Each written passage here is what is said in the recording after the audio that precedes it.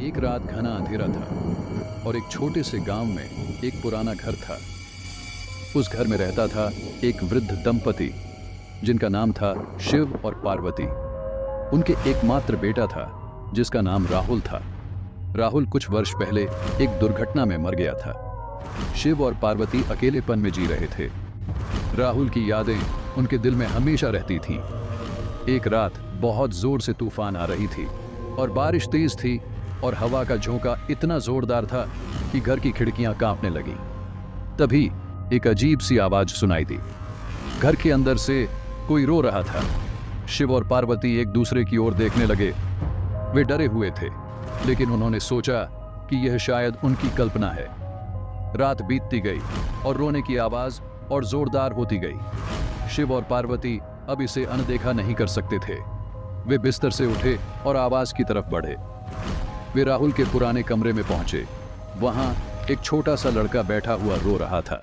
उसके चेहरे पर आंसू बह रहे थे। शिव और पार्वती हैरान थे। वे लड़के को पहचान नहीं सके। तुम कौन हो? शिव ने पूछा। लड़के ने रोते हुए कहा, मैं राहुल हूं पिताजी। शिव और पार्वती दंग रह गए। वे लड़के को देखते रहे। उन्हें विश्वास नहीं हो रहा था कि यह सच है। तुम कैसे यहां हो? पार्वती ने पूछा। लड़के ने कहा, मैं इस दुनिया में अटक गया हूं। मुझे अपनी मां की जरूरत है। शिव और पार्वती अब समझ गए थे कि क्या हो रहा था।